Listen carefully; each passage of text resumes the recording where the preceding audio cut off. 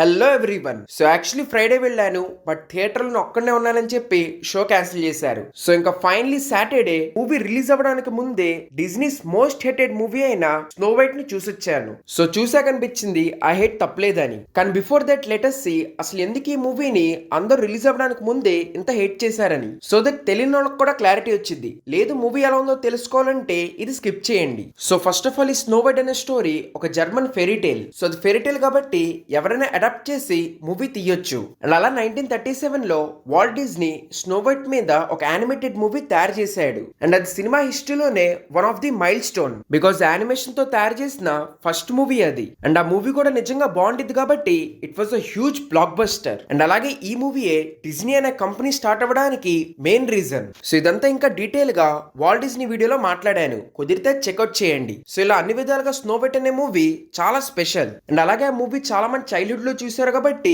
Most of the audience కి ఆ movie ఒక కోర్ మెమరీ. సో ఎప్పుడైతే Disney few years back live action కింద ఈ మూవీని తీస్తున్నామని చెప్పిందో అప్పటి నుంచి హేట్ అనేది స్టార్ట్ అయ్యింది. అండ్ ఆ హేట్ వీళ్ళు కాస్టింగ్ అనౌన్స్ చేశాక ఇంకా పెరిగింది. Because snow White character play చేయడానికి వీళ్ళు రేషల్ జగ్లర్ ని తీసుకున్నారు. తను చాలా మంచి యాక్టర్ అయినా గానీ ఇక్కడ main problem Snow White character description match అవ్వదు. Because according to fairy tale Snow White వాళ్ళ మదర్ ఒక విష్ కోరుకునిద్ది దట్ నా కూతురు జుట్టు చాలా బ్లాక్ గా ఉండాలి, తన స్కిన్ ఏమో స్నో కన్నా వైట్ గా ఉండాలని. అండ్ అందుకే తన పేరు స్నో వైట్ అని పెట్టారు. బట్ డిజ్నీ డైవర్సిటీ అనే పేరుతో తన క్యాస్ట్ చేశారు. సో మూవీ కోర్ పాయింట్ మార్చేస్తున్నారని చెప్పి చాలా మందికి నచ్చలేదు. అండ్ ఆ తర్వాత ఈవిల్ క్వీన్ లాగా గ్యాల్ గడోట్ ని తీసుకున్నారు. అండ్ ఇది పర్సనల్ చాయిస్, వేరే అసలు గ్యాల్ గడోట్ ని ఈవిల్ క్వీన్ లాగా ఎలా తీసుకున్నారని. సో కాస్టింగ్ వరకు పర్లేదు, బట్ ఎప్పుడైతే సెట్ ఫోటో లీక్ అయిందో అవుట్రేజ్ అనేది చాలా పెరిగిపోయింది. బికాస్ అసలు ఒరిజినల్ మూవీ టైటిలే స్నో వైట్ అండ్ 7 డ్రాప్స్, కానీ ఫోటోలో చూస్తే స్నో వైట్ తో పాటు ఉన్న 7 మెంబర్స్ డ్రాప్స్ లాగానే లేరు. ఇక్కడ కూడా డిజ్నీ డైవర్సిటీ అనే పేరుతో అలా చేసిందని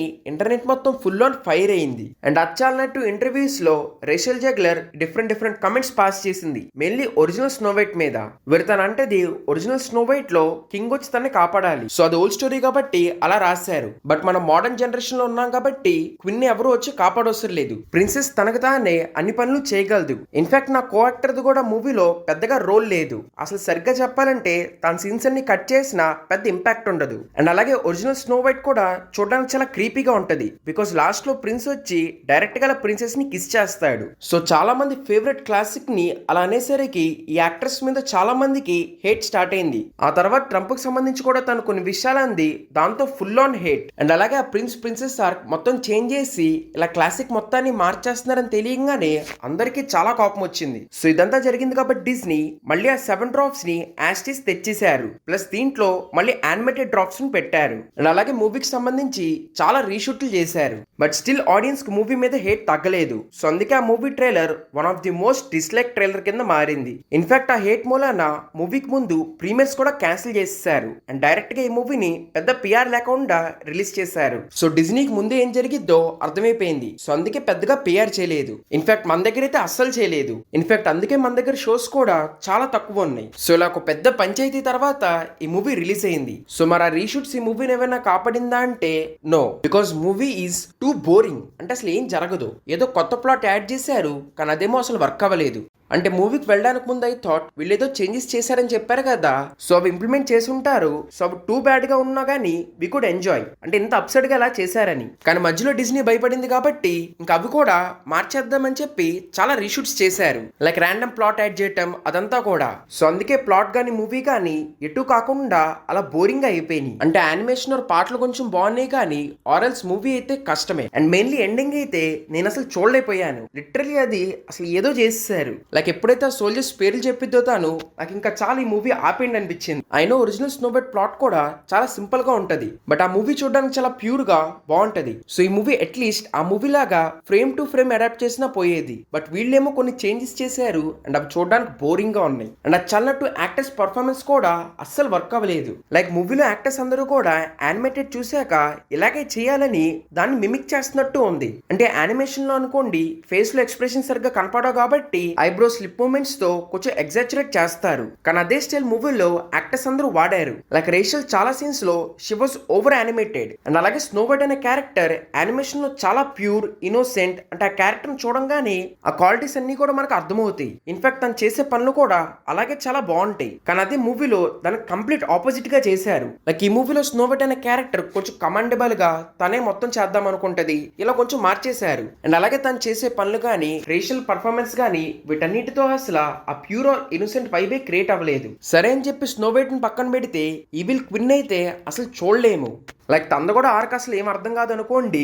పైగా దీంట్లో Gal Gadot acting was really terrible. అంటే చాలా డైలాగ్స్ తాను ఒక ప్లెయిన్ ఫేస్ తో చెప్పిద్ది. అంటే ఎక్కడ ఒక కోపం ఉండదు, లేకపోతే బాధ ఉండదు, అసలు ఏ ఎక్స్ప్రెషన్ కనపడదు. అండ్ అలాగే తిన కూడా యానిమేషన్ మళ్ళీ రెప్లికేట్ చేద్దామని ట్రై చేస్తూనే ఉంటది. అండ్ ఇచ్చానట్టు పర్టికులర్లీ తన సాంగ్ సీన్లు మాత్రం అసలు తట్టుకోలేము. అంటే ఒరిజినల్ రన్ టైం వచ్చేసి it's around 1 hour 20 minutes. And ఈ లైవ్ యాక్షన్ రన్ టైం వచ్చేసి 1 hour 40 or 50 minutes. సో ఏదైతే 20-25 minutes యాడ్ చేశారో అదంతా కూడా ప్యూర్ గా ఊరికే మూవీని లాగడానికి యాడ్ చేశారని క్లియర్ గా అర్థమవుతుంది. సో ఏదో పిల్లల్ని టైం పాస్ గా తీసుకెళ్ళడానికి పర్లేదు. అంటే యానిమేషన్ ఆర్ పాటలు అవన్నీ చూడడానికి కొంచెం బాగుంటాయి కాబట్టి ఓకే. అంతేగాని ఏదైనా నాస్టాల్జియా ఫీల్ అవుదామని మనలాంటి వాళ్ళు వెళ్తే ఉన్న నాస్టాల్జియా పోయిద్ది. అండ్ అయినా ఐ థింక్ పిల్లలకు కూడా ఒరిజినల్ క్లాసిక్ చూపిస్తేనే చాలా బెస్ట్. ఇంకా ఇక్కడ నుంచి కొంచెం స్పాయిలర్ డిస్కషన్ చేద్దాము. అయినా నాకు తెలిసి ఈ మూవీ ఎవరు చూడరు. అండ్ అయినా క్లాసిక్ అప్పుడు రిలీజ్ అయింది కాబట్టి స్టోరీ అందరికి తెలిసే ఉండిద్ది. సో ఫస్ట్ తన పేరు విషయానికి వద్దాం. ఈ మూవీలో తన పేరు స్నో వైట్ అని పెట్టడానికి ఇంకో రీజన్ చెప్పారు. దట్ తన స్నో స్ట్రామ్ అప్పుడు పుట్టింది కాబట్టి తన పేరు స్నో వైట్ అని పెట్టారని. అండ్ ఆ తర్వాత ప్లాట్ పెంచాలి కాబట్టి వాళ్ళ ఫాదర్ తో ఒక ఆర్క్ యాడ్ చేశారు. అండ్ ఫనీగా అసలు ఈ మూవీలో ప్రిన్స్ ఆర్కే లేదు. ఈ మూవీలో ప్రిన్స్ బదులు ఒక బ్యాండెడ్ లీడర్ ని యాడ్ చేశారు. లైక్ ట్యాంగిల్ లో ఎలా అయితే మెయిన్ హీరో దొంగని చూపించారో ఆ లైన్ ని ఇక్కడ దీంట్లో కలిపేశారు. అండ్ అలాగే రేషల్ ముందు అంది కదా దట్ ఒరిజినల్ లాస్ట్ లో చాలా క్రీపీగా మారిద్దని, అది అలా మారకూడదు కాబట్టి మెయిన్ లీడర్ ను ప్రిన్సెస్ మధ్యలో ముందు నుంచి లవ్ క్రియేట్ అయిందని చూపిద్దాం అనుకున్నారు. కానీ సాడ్లీ అది అసలు ఎక్కడ కొంచెం కూడా వర్క్ అవ్వలేదు. లైక్ ఎక్కడ కొంచెం కూడా వాళ్ళు కొంచెం రొమాంటిక్ గా మాట్లాడుకున్నారు ఆర్ వాళ్ళిద్దరి మధ్యలో అట్రాక్షన్ ఉన్నట్టు ఎక్కడ అనిపించలేదు. It was very random.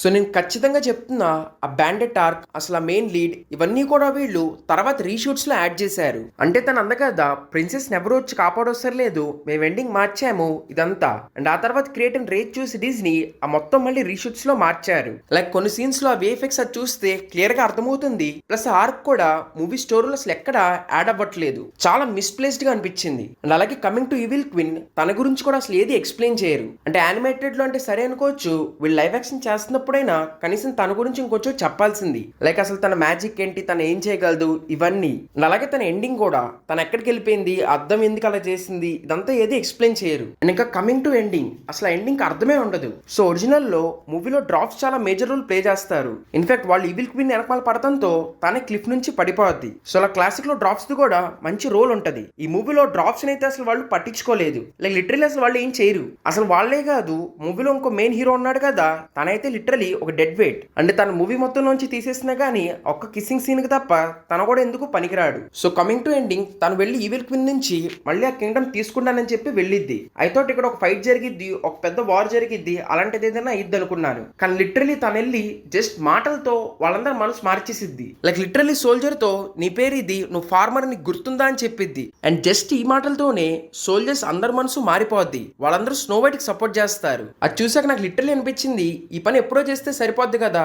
అంటే జస్ట్ వాళ్ళతో మాట్లాడుతుంది కాబట్టి ఎప్పుడో మాట్లాడుంటే వాళ్ళు స్నో వైట్ కి హెల్ప్ చేసేవాళ్ళు, దాంతో వాళ్ళు ఈజీగా ఈవిల్ క్వీన్ ఓడిచ్చేవాళ్ళు. అది వదిలేసి తను ఫారెస్ట్ కి వెళ్ళి అదంతా చేసి ఇప్పుడు వచ్చేందుకు మాట్లాడుతుందని. ఇన్ఫాక్ట్ వాళ్ళు అసలు అలా మారిపోయాక కూడా ఈవిల్ క్వీన్ ఏం చేయదు, డైరెక్ట్ గా మిర్రర్ దగ్గరికి వెళ్ళి మళ్ళీ అడిగిద్ది ఎవరు బ్యూటిఫుల్ అని. అండ్ అప్పుడు మిర్రర్ చెప్పే ఆన్సర్ స్నో వైట్ స్టోరీ మీనింగే మార్చేసింది. లైక్ మనం ఎంత వద్దు అనుకున్నా గానీ స్నో వైట్ స్టోరీ మొత్తం బ్యూటీ మీద, కానీ ఇక్కడ వాళ్ళు అలా చెప్తే బాగోదు కాబట్టి వీళ్ళ మొత్తాన్ని చేంజ్ చేశారు. లైక్ బ్యూటీ అంటే బయట కనపడేది కాదు, మనిషిలో ఉన్న మంచితనమే తను చాలా బ్యూటిఫుల్ గా మార్చిద్దని. అండ్ కామెడీ ఏంటంటే ఈ పాయింట్ మిర్రర్ మూవీలో ఇంకెక్కడా చెప్పడు, డైరెక్ట్ క్లైమాక్స్ లోనే చెప్తాడు. అది విన్నాక తన ఎందుకు అర్థం పగలగొట్టిద్దో అర్థం కాదు. అండ్ అది జరిగాక తన ఎందుకు అర్థం లోపలికి వెళ్ళిపోయిందో అసలు అర్థం కాదు. ర్యాండమ్ గా మూవీని అలా ఎండ్ చేసేసారు. సో ఇలా ఒక మంచి క్లాసిక్ ని తీసుకుని వాళ్ళు ఇష్టం వచ్చినట్టు తీశారు. సో అందుకే నేనైతే మూవీకి అసలు వెళ్ళొద్దని చెప్తాను. So this is everything about Snow White movie. మీకు ఈ వీడియో నచ్చుంటే please like, share and subscribe. Thank you everyone. Next వీడియోలో కలుద్దాం.